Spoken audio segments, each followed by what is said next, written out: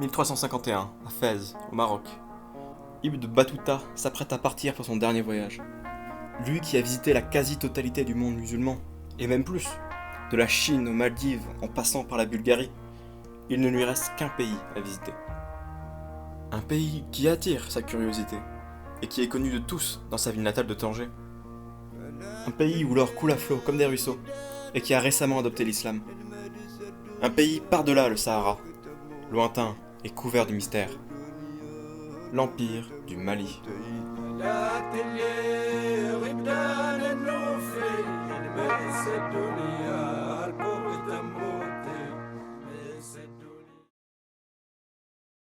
Bonjour et bienvenue dans ce premier épisode des Histoires d'ailleurs, et nous attaquons directement avec un très gros sujet.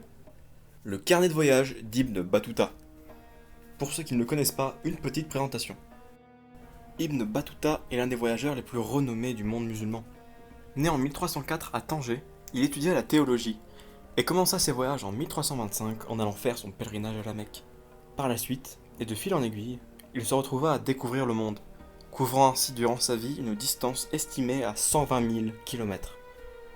Très croyant, il visita principalement des pays musulmans, malgré certaines exceptions.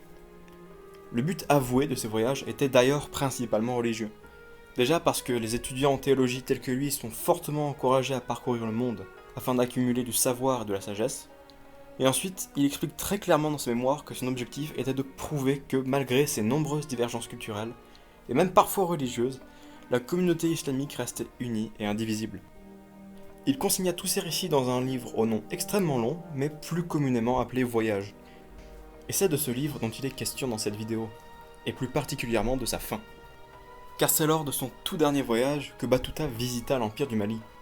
Et si ça nous intéresse autant, c'est parce que sur les 4 siècles d'existence de l'Empire, nous n'avons trouvé qu'un seul et unique témoignage écrit, celui de Battuta.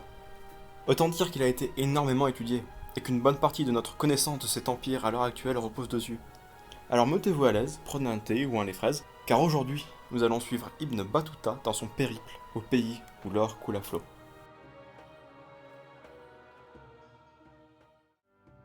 Il y a des décennies de cela, un homme était venu du désert pour faire son pèlerinage à la Mecque.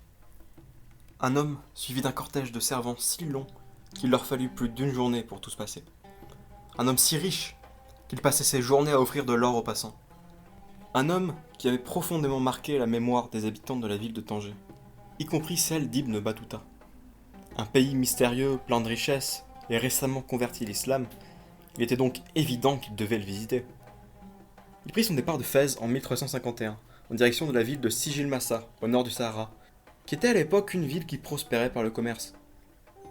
La cité regorgeait de tissus, de livres et de parfums, qui partaient en direction du Mali par caravane. Battuta s'arrangea pour en accompagner une, composée de berbères, qui, à l'époque, contrôlaient le commerce du Sahara. Et en 1352, il prit son départ pour Tagaza. Le voyage était rude, à cause de la chaleur. Il voyageait le matin et le soir, mais restait à l'ombre à midi, quand le soleil tapait le plus fort. Il était également dangereux. Un soir, 2 hommes se sont disputés, et l'un des deux s'éloigna du groupe pour se calmer. On ne le revit jamais. Ils arrivèrent 25 jours plus tard dans l'oasis de Tagaza. Et le moins qu'on puisse dire, c'est que Battuta n'aimait pas ce qu'il voyait. C'était une ville qui vivait des mines de sel. Les bâtiments étaient d'ailleurs faits de gros blocs de sel taillés, et les toits étaient en peau de chameau tiré. La ville était remplie d'esclaves, qui se nourrissaient de viande de chameau et de dattes importées. Battuta n'aimait pas cette ville. L'eau était saumâtre, il trouvait sale, pauvre, pleine de mouches. Et pourtant il voyait de grosses sommes d'argent changer de main. C'est parce que la majeure partie du sel, extrait des mines, partait directement au Mali. Car au Mali, on ne mine pas du sel, mais de l'or. Et pour pouvoir hydrater les mineurs au plus profond des galeries, le seul moyen qu'ils avaient pour leur apporter de l'eau consistait à tremper un morceau de sel et de s'en servir comme une éponge. Ils y restèrent 10 jours, puis s'en allèrent pour Tassarala, autrement connu sous le nom de Bir al-Ksai, un nom que je prononce extrêmement mal, bien évidemment. Le chemin était long, mais des flaques d'eau douce apparurent grâce à la pluie d'hiver, ce qui leur permit de se ravitailler en eau. Ils arrivèrent à Tassarala, où ils restèrent 3 jours. Là, ils se préparèrent pour la dernière étape, la plus difficile. Ils devaient rejoindre Walata, le terminus du commerce transsaharien, mais une caravane ne pouvait pas transporter suffisamment d'eau pour effectuer le chemin d'une seule traite. Pour remédier à cela, ils envoyèrent un éclaireur qui partit seul à Walata. Une fois arrivé, ils devaient engager un convoi pour venir réapprovisionner la caravane en eau à mi-chemin. C'était très risqué, car d'après les dires de Batuta, le désert était hanté par des démons qui semaient le trouble dans l'esprit des hommes. Si l'éclaireur se perdait, s'il mourait, ou s'il ne parvenait tout simplement pas à trouver des ravitaillements, la caravane mourrait de soif. Mais par chance, cela n'est pas arrivé. L'éclaireur accomplit sa mission sans encombre, et la caravane put atteindre Walata, 2 mois après être partie, et en ayant parcouru 1600 km. Batuta put alors partir à la rencontre de la population, et c'est là le moment parfait pour parler de religion. La ville avait récemment été intégrée à l'Empire du Mali, et c'était d'ailleurs l'une des premières villes du pays à être convertie à l'islam par des marchands berbères. Et c'est là que Batuta subit son premier choc culturel de voyage. En effet, Batuta était très croyant. Il était théologiste après tout. Il tenait au Coran et à ses règles, aux prières, à la séparation homme-femme. Alors imaginez bien sa surprise en voyant des Maliens vénérer des idoles païennes. En effet, beaucoup de Maliens étaient convertis à l'islam, mais vénéraient malgré tout des dieux locaux traditionnels, surtout les ouvriers et paysans. Et les surprises continuèrent d'arriver. En effet, il rencontra le gouverneur local, qui s'adressa à lui à travers un intermédiaire, ce qu'il considéra comme étant extrêmement impoli. Pire encore, son cadeau de bienvenue était un bol de yaourt au miel. Et, bien que délicieux, ce cadeau était clairement en dessous des attentes de Batuta, qui était habitué à recevoir des compensations financières de la part des dirigeants qu'il visite. En se promenant dans la ville, il s'aperçut que les femmes ne suivaient pas les règles auxquelles il était habitué. Déjà, elles ne portaient pas de voile, même les plus pieuses. Ensuite, certaines se promenaient seins nus, y compris des filles de notables. Il aperçut même une femme mariée parler avec un autre homme. Et lorsqu'il en informa l'époux, qui lui expliqua que c'était un comportement considéré comme normal, il quitta la maison en courant. Il était clair que les pratiques religieuses et culturelles locales n'étaient pas de son goût, mais la population demeurait bel et bien musulmane. Les prières étaient scrupuleusement observées, le Coran était appris aux enfants et les mosquées étaient parfaitement propres. Batuta quitta Walata en longeant une rivière qu'il pensait être le Nil, mais qui s'est avéré être en réalité le fleuve Niger. En s'enfonçant dans les terres, il se rendit compte que le pays était très sûr. Il lui était possible de voyager seul sans la moindre crainte des bandits. En effet, pour l'Empire malien, entretenir une puissante armée était vital, afin de s'assurer que les échanges commerciaux puissent se dérouler sans encombre, ainsi que s'assurer du paiement de taxes. Batuta finit par arriver à la capitale. Petite parenthèse, on ne sait toujours pas avec certitude quelle était la capitale du Mali. Le nom de Niani revient souvent, mais il est assez souvent suggéré que la capitale changeait fréquemment d'emplacement. C'est-à-dire que certains pensent qu'en fait, la capitale se trouvait à l'emplacement où se trouvait l'empereur. Donc à chaque fois que l'empereur se déplaçait avec sa cour, et bah la capitale se déplaçait aussi. Voilà, c'est des hypothèses, mais on n'est pas sûr. Fin de parenthèse. En arrivant dans la capitale, Batuta fut à nouveau confronté aux différences culturelles. Les filles de l'empereur se promenaient seins nus, les festivals de rue mettaient en scène des idoles païennes, et assez étrangement à ses yeux, les courtisans s'aspergeaient de poussière dès que l'empereur s'adressait à eux. Il finit par être reçu par l'empereur Mansa Suleiman. Celui-ci lui adressa alors un cadeau de bienvenue. 3 gâteaux, un morceau de bœuf et une calebasse de lait caillé. En voyant cela, Batuta ne put tout simplement pas se retenir d'éclater de rire. Alors je suis d'accord, c'est une réaction assez impolie. Mais regardons les choses selon son point de vue un instant.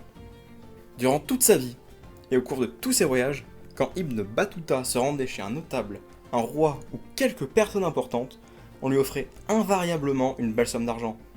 Et c'était normal. Il était un savant musulman et un explorateur qui avait vu les confins du monde.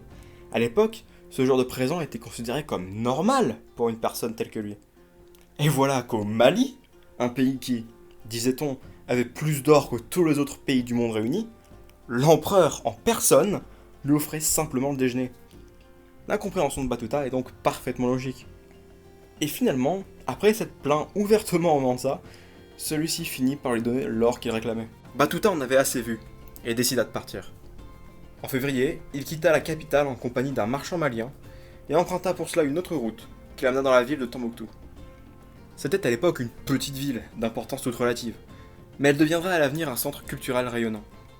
C'est d'ailleurs là-bas qu'il aperçut pour la première fois de sa vie des hippopotames.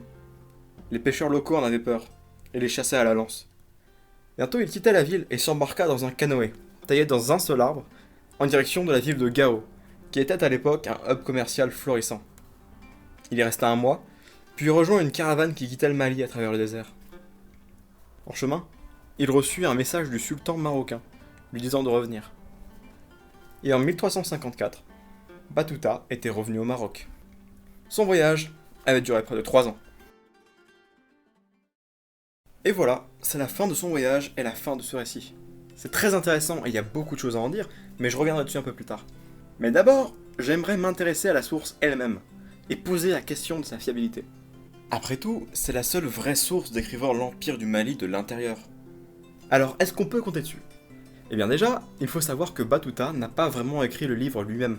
En fait, en rentrant de son voyage au Mali, et sur une suggestion du sultan du Maroc, il dicte ses récits de voyage à Ibn Jouzaï, un savant qu'il avait rencontré à Grenade auparavant.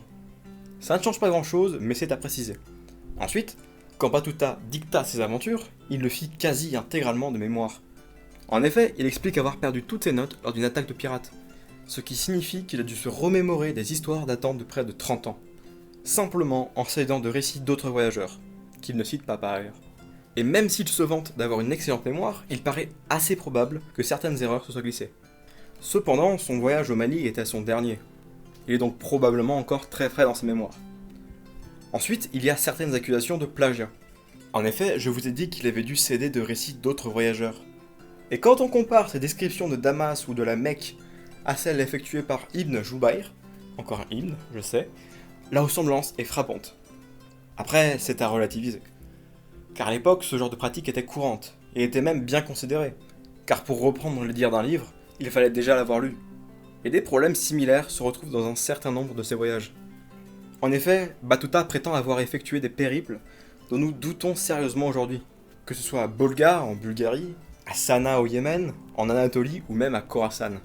En fait, on le soupçonne d'avoir pris des récits entendus de la bouche d'autres voyageurs et de se les attribuer. Et là, je ne vous les cite pas tous. Il y a également des ressemblances troublantes avec des récits de Marco Polo, par exemple. Après, les récits qu'il a récupérés semblent fiables. Donc ça encore, c'est pas trop grave.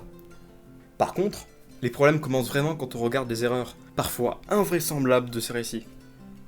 La plus connue, et la plus souvent utilisée pour le critiquer d'ailleurs, c'est quand il décrit les pyramides de Gizeh comme étant en forme de cône. Alors l'erreur peut s'expliquer. Peut-être s'est-il inspiré du récit erroné d'un voyageur. Peut-être a-t-il confondu les pyramides de Gizeh avec le Médrassen de Numidie, ou même le mausolée royal de Mauritanie. 2 pyramides coniques. Mais peu importe la raison, cette erreur fait tâche. Et d'autres points du récit semblent également incertains, et entrent en conflit avec d'autres sources. La conversion des îles Maldives par exemple. Si Battuta prétend qu'un maghrébin nommé Aboul Barakat le Berbère a apporté l'islam à l'archipel, eh bien les sources officielles expliquent-elles que c'est un faiseur du miracle de Tabriz, nommé Maulana Shaikh Youssouf Shamsuddin, qui les a convertis. Waouh, j'ai fait 30 essais pour le prononcer ce nom, s'il vous plaît mettez un pouce bleu pour l'effort, merci beaucoup. Bon, j'imagine que tout ça ne vous rassure pas des masses. Et c'est clair que tous ces problèmes ne sont pas à négliger. Mais au final, eh bien, ils apportent assez peu. Car le récit de Battuta n'est pas à vocation scientifique. Son but n'était pas de décrire parfaitement les villes, les trajets ou de faire des comptes rendus détaillés des endroits visités. En effet, comme je vous l'ai expliqué, l'objectif de Battuta en effectuant ses voyages était de prouver que malgré leurs différences, les populations musulmanes étaient une et indivisibles. L'objet principal de sa curiosité était donc la culture des pays visités et principalement leur religion. Et sur ce point, Battuta fait plutôt un bon travail. En fonction des pays, la religion musulmane avait pu évoluer de façon différente. Certains schismes avaient secoué la communauté, et certaines sectes et cultes étaient apparus. Le Maghreb, dont Battuta était originaire, était lui assez peu affecté par ces problèmes. Et c'est donc avec ce point de vue de musulman savant lambda, entre guillemets, qu'il nous décrit la vie des pays traversés, leurs coutumes, leur rapport à l'islam. Et avec ces quelques observations, on peut déjà en déduire plein de choses, et principalement sur leur rapport aux étrangers. Déjà, le rapport des Maliens à l'islam. J'ai par exemple évoqué le fait que les Maliens vénéraient des idoles païennes. Eh bien c'est parce que la société malienne n'était à l'époque que partiellement convertie à l'islam. En effet, si les classes sociales aisées ainsi que les marchands avaient pleinement adopté la religion, les classes populaires restaient elles très attachées aux croyances traditionnelles. De plus, beaucoup de principes islamiques entraient directement en conflit avec la culture locale, au point que même les musulmans les ignoraient. Cette situation forçait les dirigeants à maintenir un certain équilibre entre islam et tradition. La conversion finirait par la suite à accélérer, portée par des villes commerciales et proches du Sahara, telles que Gao ou Tombouctou. En effet, l'afflux constant de marchands maghrébins fut un vecteur culturel indispensable à cette conversion. Mais si le pays est alors seulement partiellement converti, c'est en bonne partie à cause du traitement qu'il réserve aux étrangers. Je vous ai dit au début que Battuta est allé au Mali après avoir entendu des rumeurs d'une formidable richesse et de montagnes d'or. Mais au final, à part une compensation obtenue après cette plainte directement à l'empereur, Battuta n'a pas vu l'ombre d'une pépite, et encore moins d'une mine d'or. Bien c'est parce que l'or est une ressource absolument essentielle pour l'Empire. C'est là-dessus que repose toute leur économie après tout. C'est donc un sujet extrêmement sensible, et particulièrement leurs mines, qui sont considérées comme secrets d'État. Les étrangers sont donc maintenus autant à l'écart que possible, et ce afin d'éviter que leur emplacement ne soit révélé, ce qui risquerait d'attirer les brigands, voire même d'attiser les envies de nations voisines, ce qui ne serait pas inédit. En effet, l'Empire du Ghana avait à une époque subi une attaque des Almoravides, un peuple marocain, ce qui était une des raisons de la chute de l'Empire. Ok, petite parenthèse, la véracité de l'attaque des Almoravides est encore un sujet contesté de nos jours. Voilà. Et c'est d'ailleurs des ruines du Ghana qu'est né le Mali. On peut donc supposer qu'ils en ont tiré des leçons. À partir de toutes ces informations, on peut en déduire que le Mali est un pays qui est resté loin des influences étrangères. En partie à cause de raisons géographiques, c'est-à-dire le Sahara, mais aussi par choix, et pour protéger leurs intérêts. Une isolation qui influença leurs pratiques religieuses ainsi que leur traitement des étrangers, ce qui est parfaitement visible à travers les yeux de Battuta dans son récit. Alors en conclusion, peut-on faire confiance au récit de Battuta ? Eh bien, j'aurais tendance à dire que oui. Alors c'est clair qu'il faut faire bien attention et ne pas prendre ces descriptions de lieux ou de gouvernements pour argent comptant. Donc si vous êtes amené à lire ce livre, je vous conseille quand même de vous renseigner sur le côté, histoire d'avoir l'avis des experts sur la question. Mais encore une fois, s'il faut retenir une chose de ces récits, eh bien c'est l'aspect sociologique et culturel. Alors allez-y, vous pouvez le lire, mais faites un peu gaffe quand même. Mais au final, eh bien toute cette histoire a commencé à partir du voyage d'un homme qui s'était aventuré en dehors du Mali et jusqu'à Tanger, créant ainsi un nombre assez effarant de rumeurs que même Battuta a entendu, l'inspirant à aller visiter Maï d'ailleurs. Eh bien la prochaine fois, je vous propose de parler de cet homme, l'homme qui est encore aujourd'hui considéré comme le plus riche de l'histoire lors de son pèlerinage à la Mecque. Le roi du Mali, Mansa Moussa. Voilà, ce premier épisode est maintenant terminé, j'espère qu'il vous aura plu. Il était beaucoup plus long que prévu, je pensais faire à peine 10 minutes, mais au final ça a duré beaucoup plus longtemps que ça. Les suivants ne devraient pas être aussi longs, en tout cas si je m'y prends pas n'importe comment. Le but, ça va être de sortir une vidéo tous les mois, en tout cas c'est mon objectif. Je suis pas sûr d'y arriver parce que j'ai des contraintes sur le côté que je dois respecter, mais en tout cas j'essaierai, je ferai de mon mieux. Si vous avez des choses à redire sur la vidéo, que ce soit au niveau technique, au niveau narration, enfin des conseils ou des critiques, n'hésitez pas, ça me sera toujours utile, surtout que là je débute vraiment.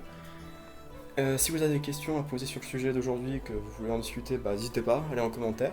D'ailleurs, si cette vidéo vous a plu, n'hésitez pas à mettre un pouce bleu, à commenter, ou même à en parler à vos amis. C'est le début de la chaîne, c'est vraiment important, donc comme je l'ai dit, n'hésitez pas. Et c'est à peu près tout ce que j'ai à dire pour l'instant. Donc bon, merci beaucoup d'avoir regardé, et à la prochaine fois. Bye bye.